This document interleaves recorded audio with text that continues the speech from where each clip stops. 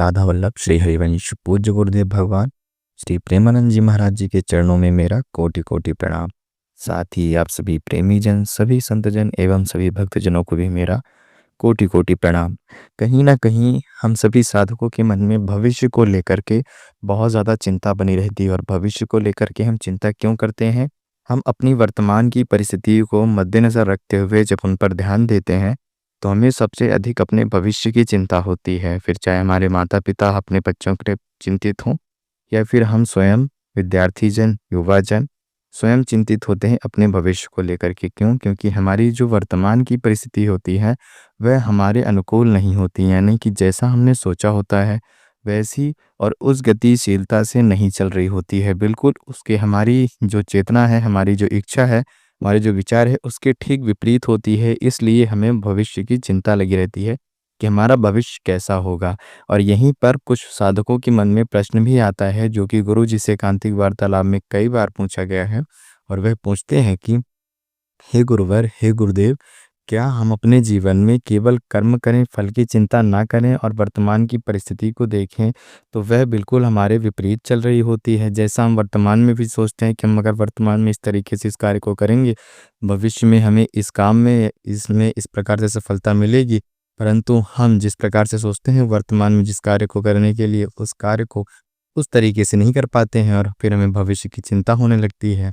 और यहाँ पर हमने जो भगवत गीता का श्लोक देखा है, सुना है, समझा है, पूज्य गुरुदेव भगवान परमहंस के सभी के देवता आराध्य भगवान श्री कृष्ण के मुख से जब वह कहते हैं कि हे पार्थ, सदैव कर्म पर ध्यान दो, कर्म करो, फल की चिंता ना करो। तो क्या हम फल की चिंता ना करें या फिर हमारे मन में बार बार फल यानी कि भविष्य को लेकर जो चिंता आती है, इसका संशय, इसका निवारण कैसे हो?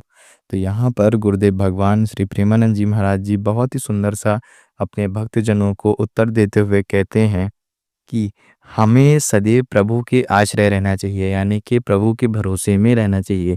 भगवान कृष्ण जब पार्थ को अर्थात अर्जुन को यह कहते हैं कि तुम केवल कर्म करो, फल की चिंता ना करो, इसका तात्पर्य होता है कि तुम केवल सत्कर्म करो, धर्म के मार्ग पर चलो। तुम्हारा काम है वर्तमान की परिस्थितियों को देखते हुए अपने जीवन के अपना समर्पण करते हुए, अपने जीवन का संपूर्ण समर्पण देते हुए, अच्छे कर्मों का पालन करते हुए अपने कर्तव्यों का पालन करो धर्म स्वरूप। इसके अलावा तुम्हारे बस में यानी कि तुम्हारे कंट्रोल में कोई भी अन्य चीज़ें नहीं हैं, केवल तुम्हारे कर्म हैं जो कि वर्तमान के भविष्य में तुमसे क्या कर्म होंगे, क्या कर्म कराए जाएंगे या क्या कर्म करने पड़ेंगे, इसको भी निर्धारित तुम नहीं कर सकते हो वरदान में। वर्तमान में जो भविष्य में होना है वह भविष्य में ही होगा।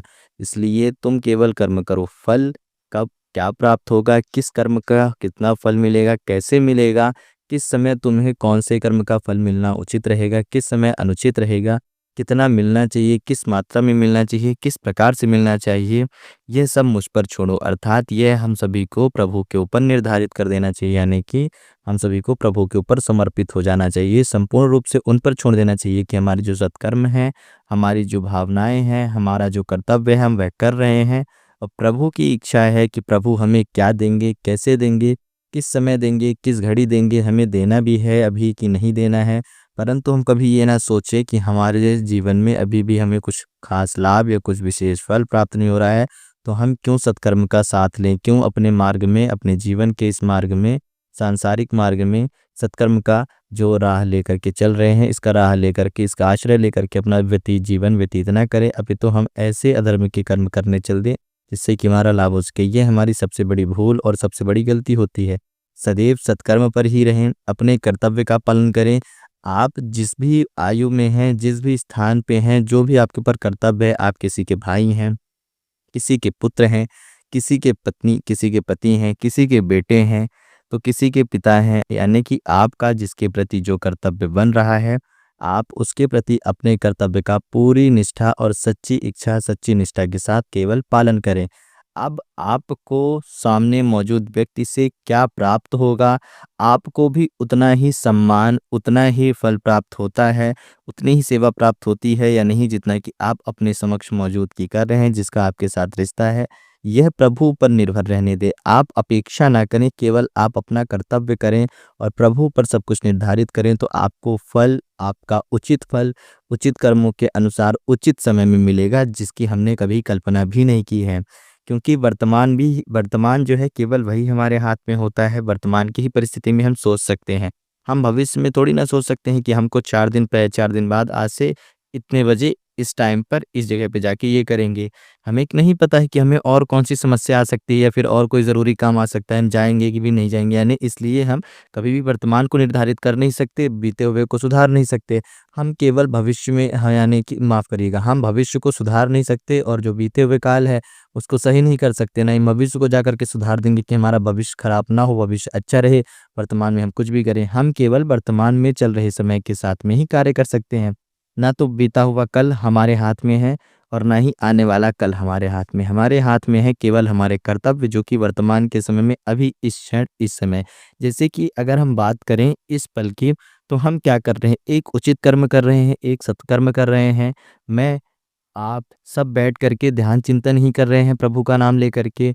सत्संग जो सुना है, जो समझा है, उसी के बारे में चर्चा करने का प्रयास कर रहे हैं, समझने का प्रयास कर रहे हैं। यानी कि एक ही सत्कर्म में व्यभिचार, यानी कि हम विचार का सत्कर्म कर रहे हैं। हम जो विचार है, अपना जो मन है, उसको शुद्ध कर रहे हैं। उसमें अच्छी विचार, अच्छी धारणाएँ, अच्छी बातों का प्रवचन, यानी कि आपस में चर्चा करके ग्रहण कर रहे हैं। खुद से ही प्रवचन करके, खुद से ही ये सारी अच्छी बातों को अपने ऊपर, अपने आंतरिक भाव में, अपने आत्मन में अभ्यास कर रहे हैं। यह हो गया हमारा वर्तमान का कर्म। अब इसी वर्तमान के कर्म से ही हमारा जो आने वाला भविष्य का समय रहेगा, उसमें हमें फल प्राप्त हो सकते हैं। जैसे कि हम देखें तो हमारे अंदर की जो विचारधाराएँ हैं, वह अच्छी रहेंगी। हमारे अंदर की जो गुणवत्ता है, वह अच्छी रहेंगी। किसी दूसरे व्यक्ति के प्रति विचारधाराएँ वह अच्छी रहेंगी। हमारे अंदर ज़्यादा जल्दी से शोक नहीं आएगा, हमारे अंदर ज़्यादा जल्दी से दुःख नहीं लगेगा। किसी भी छोटी-छोटी बातों को लेकर के हम बहुत ज़्यादा एक्साइटेड नहीं हो जाएँगे। ज़्यादा उत्सुकता में हम कुछ भी गड़बड़ी नहीं कर बैठेंगे, हम ज़्यादा विचलित नहीं होंगे, ना ही हम दुःख में विचलित होंगे, ना ही हम सुख में इतने ज़्यादा प्रभावशाली या बहुत ज़्यादा प्रसन्नता हो जाए, इतने ही प्रसन्न हो जाएँ, इतने अधिक प्रसन्न हो जाएँ कि हमें कुछ ख़्याल ही ना रहे, हमें कुछ ध्यान ही ना रहे। ऐसी जो परेशानियाँ हैं, ऐसी जो परिस्थिति हैं, हमारे अंदर नहीं बनेंगी। क्यों नहीं बनेंगी? क्योंकि हमने वर्तमान में अपनी विचारधाराएँ सही रखी है। हमने वर्तमान में अच्छी बातें करी, हमने वर्तमान में अच्छी चीज़ों को देखा, हमने वर्तमान में अच्छी चीज़ों का सुमिरन करा है, हमने अच्छी वर्तमान में अच्छी चीज़ों का अनुसरण करा है। तो ये सारी चीज़ें हमारी वर्तमान से ही निर्धारित होती हैं। भविष्य में इन चीज़ों का कब हमें लाभ होगा, किस समय पे ये हमारे लिए उपयोग होंगी, यह हमें नहीं पता है, लेकिन इतना ज़रूर पता है कि ये हमारे लिए अच्छी है। जो वर्तमान में अच्छा है, वही आपका भविष्य में सहयोग करता है, और वर्तमान में आप जो कर रहे हैं, वह कहीं न कहीं आप बीते हुए काल से ही सीख लेकर के आते हैं, तो वर्तमान में करते हैं। इसलिए सदैव प्रभु के ऊपर ही स्मरण रहिए, प्रभु के ऊपर निर्भर रहिए। अपने कर्तव्यों को, अपने कर्तव्य, अपने कर्म, अपने फल, इन तीनों चीज़ों को प्रभु के ऊपर छोड़ करके, प्रभु की आज्ञा लेकर के, प्रभु का नाम स्मरण करके, प्रभु का सुमिरन करके, प्रभु के चरणों में ध्यान चिंतन करके, प्रभु के नाम का आश्रय लेकर के, अपने आराध्य का नाम जप करते हुए ही अगर आप अपने कर्तव्य का धर्म स्वरूप पालन करते हैं, तो आपको अवश्य रूप से फल प्राप्त होता है। अब यहाँ पर मन में प्रश्न आता है कि बहुत समय बीत चुका है, विकट परिस्थिति में आ चुकी हैं, हमें अभी तक उतनी सफलताएँ नहीं मिली, हम बहुत समय से मेहनत कर रहे हैं।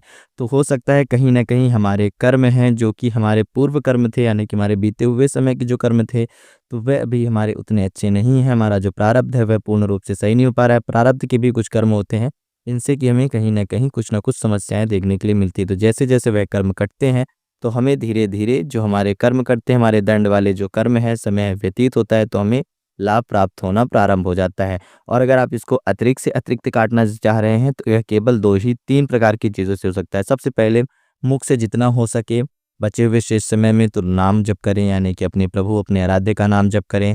दूसरा, जितना हो सके अधिक से अधिक सत्संग सुनें, सत्संग सुनने से आपके अंदर नाम जप करने की भावना अत्यधिक बढ़ेगी।